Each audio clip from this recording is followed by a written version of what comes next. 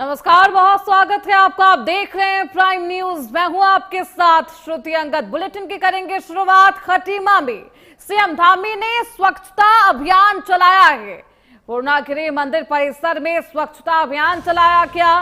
मुख्यमंत्री पुष्कर सिंह धामी यहां पर पौधा लगाते हुए नजर आए। नगला तराई में खेतों में उतरे हैं मुख्यमंत्री पुष्कर सिंह धामी। सीएम धामी ने माता जी के साथ कृषि कार्य किए हैं। पीएम मोदी के नेतृत्व में जो 12 साल का ये कार्यकाल रहा, उसके उपलक्ष्य में प्रधानमंत्री पौधा लगाते हुए नजर आए।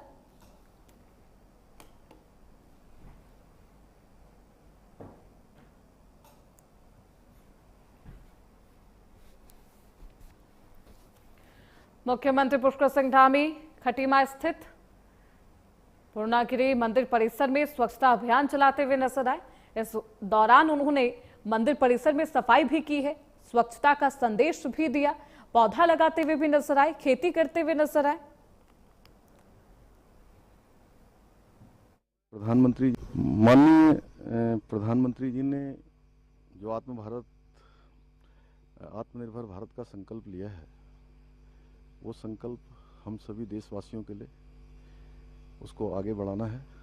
और चूँकि बहुत बड़ी मात्रा में उर्वरकों में देश का जो हमारा मुद्रा है वो बड़ी खर्च हो जाती है, बहुत हमको जो है दूसरे देशों पर निर्भर रहना पड़ता है और उसके कारण से देश को अनेक प्रकार का चुनौतियों का सामना करना पड़ता है।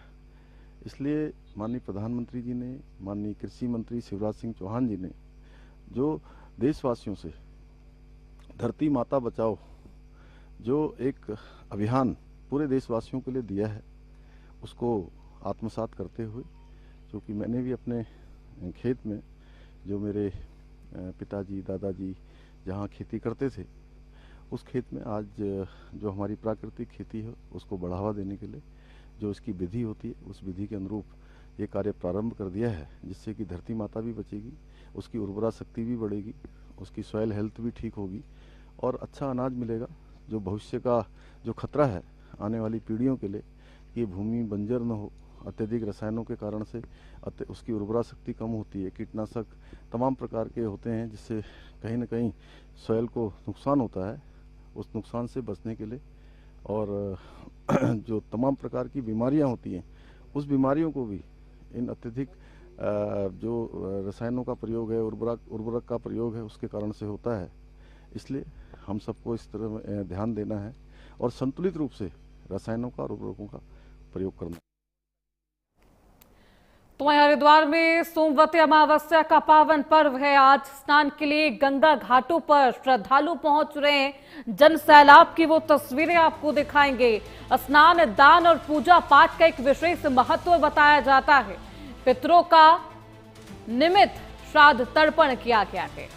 श्रद्धालु गंगा में लगा रहे हैं आस्था की डुबकी। तस्वीरें आपकी टीवी स्क्रीन पर धर्मनगरी हरिद्वार की तस्वीरें हैं।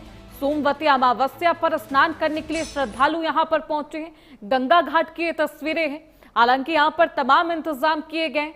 देश भर से जो श्रद्धालु मां गंगा में आस्था की डुबकी लगाने के लिए पहुंच रहे हैं, उनके लिए तमाम और बेहद खास इंतजाम किए गए यहां पर। सोमवती अमावस्या सबसे बड़ा स्नान हरिद्वार का माना जाता है और लाखों की संख्या में श्रद्धालु यहाँ पे आ रहे हैं सिटी में। और मूलतः इसमें जो नॉर्थ इंडिया से बहुत संख्या में इस बार आए हैं, जिसमें राजस्थान, हरियाणा और पंजाब से आए हैं। तो लगभग 12 बजे से हमारा स्नान शुरू हो गया था और जो मेन घाट है वो फुल कैपेसिटी में चल रहे हैं और अभी भी श्रद्धालु आ रहे हैं। काफ़ी ट्रैफिक आ रहा है, तो उसमें यह है कि जो हमारी पार्किंग फुल की जैसे जैसे स्पेस बन रही है, हम नए वाहनों को उसमें ले रहे हैं। इसके अतिरिक्त एसडीआरएफ एनडीआरएफ की टीमें लगी हैं, जो कि कोई डूबने की घटना अगर होती है उसको देखने के लिए। सोमवती अमावस्या सबसे बड़ा स्नान हरिद्वार का माना जाता है और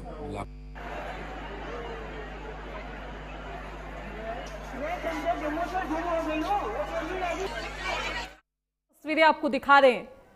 दोनों ही तस्वीरों में आपको आस्था का ये सैलाब नजर आएगा। आस्था की डुबकी लगाते हुए ये तमाम भक्त और श्रद्धालु यहां पर नजर आ रहे हैं। हरिद्वार के गंगा घाट की तस्वीरें हैं। सोमवती अमावस्या का ये दिन जब तमाम जो श्रद्धालु हैं वो पहुंचे हैं और इस पावन त्योहार के दिन श्रद्धालु हरिद्वार पहुंचकर गंगा घाट पर गंगा में डुबकी लगाते हुए नजर आ रहे हैं। चलिए खबरों बढ़ते हैं आगे। हरिद्वार में अर्ध कुंभ 2027 के लिए एक बेहद अहम कदम उठाया गया। 31.54 करोड़ रुपए की परियोजना को मंजूरी दी गई है। क्षेत्र की ट्रांसमिशन क्षमता के लिए यह मंजूरी दी गई है। रिकॉर्ड संख्या में श्रद्धालु के पहुंचने की संभावना है। परियोजना से मेले का बेहतर प्रबंधन संभव हो सकेगा। हरिद्वार में होने वाले अर्ध कुंभ 2027 इस मेले को देखते हुए बिजली व्यवस्था के लिए भी एक बजट आवंटित किया गया है और इस दिशा में एक बेहद अहम कदम उठाया गया। उत्तराखंड बिजली नियामक आयोग ने हरिद्वार क्षेत्र के ट्रांसमिशन क्षमता को बढ़ाने के लिए इस बजट की मंजूरी दी है। करीब 50 साल पुरानी ट्रांसमिशन लाइनों पर लगातार बढ़ते लोड और भविष्य में अर्धकुंभ के दौरान आने वाले श्रद्धालुओं की संख्या की संभावना को देखते हुए यह फैसला लिया गया है। ये कहा जा रहा है कि भारी तादाद में श्रद्धालु पहुंचेंगे। वर्तमान में कई लाइनें अपनी क्षमता के 90% से अधिक लोड पर चल रही है। परियोजना के तहत 132 केवी ज्वालपुर और सिडकुल ज्वालपुर लाइनों के कंडक्टर बदल दिए जाएंगे, जिन्हें आधुनिक HTLS तकनीक से अपग्रेड किया जाना है और इसी को लेकर यह बजट आवंटित किया गया है। ये धनराशि आवंटित की गई है। इससे बिना नए टावर लगाए जाएंगे और बिजली वहन क्षमता जो है उसमें वृद्धि होगी। अधिकारियों के अनुसार इस योजना से हरिद्वार और तमाम जो आसपास के जो इलाके हैं वहां बिजली आपूर्ति अधिक विश्वसनीय होगी और अर्धकुंभ में जो श्रद्धालु आएंगे उन्हें भी बेहतर प्रबंधन दिया जा सकेगा। ये संभावना है। तो वहीं देहरादून में बुढ़ी गांव में वकील की हत्या का मामला है। सगे भाई ने भाई को मौत के घाट उतारा। घटना के बाद इलाके में दहशत है, सनसनी है। पुलिस ने मामले पर तुरंत एक्शन लिया है। 1 घंटे के अंदर आरोपी को गिरफ्तार किया गया। आरोपी से गहन पूछताछ की जा रही है।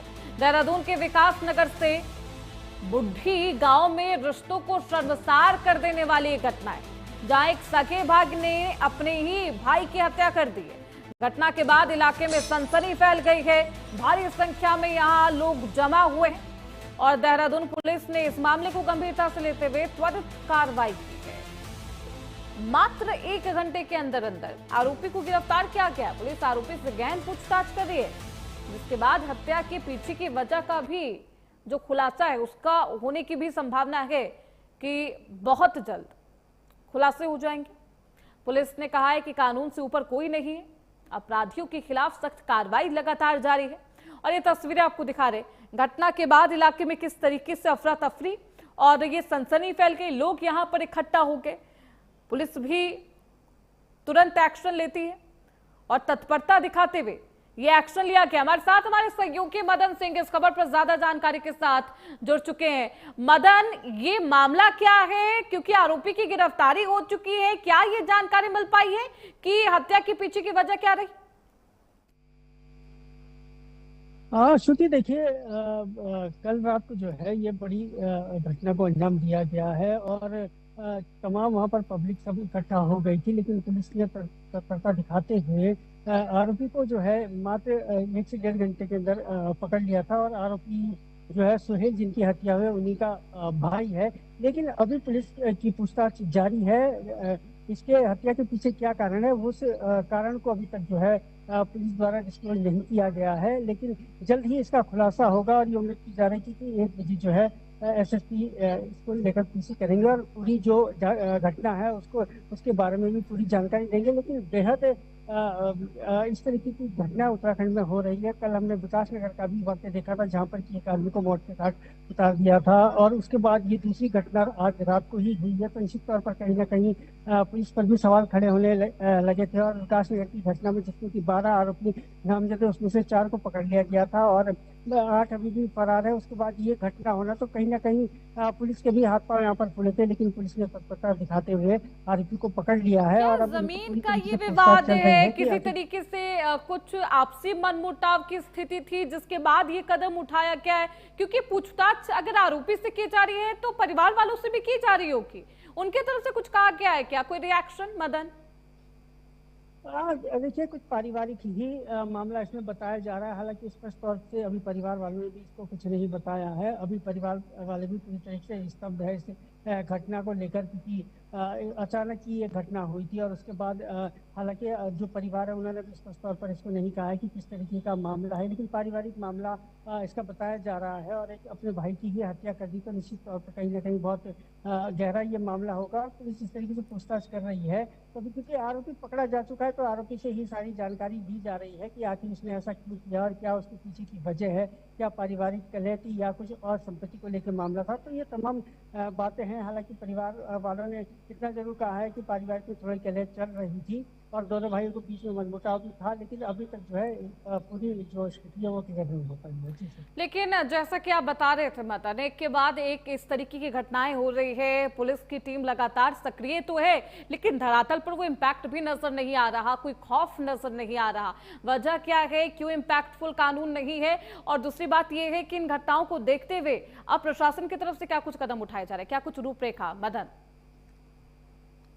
क्योंकि देखिए, मुख्यमंत्री पुष्कर सिंह धामी निरंतर इस बात को कह भी रहे हैं कि कोई अगर आपकी सौहार्द या उत्तराखंड की शांति को भंग करने का प्रयास करेगा तो उस पर कड़ी कार्रवाई होगी। लेकिन बावजूद इसके अगर मैं फरवरी से लेकर अभी तक की बात करूं तो तमाम ऐसी बड़ी घटना हुई है। और राजधानी देहरादून में 4 ऐसी बड़ी घटना हुई है, चाहे वो विक्रम शर्मा की बात करूं या अनुज शर्मा की बात करूं या गुंजन हत्या की बात करूं। उसके साथ ही जो है ब्रिगेडियर की जो है हत्या कर दी गई थी।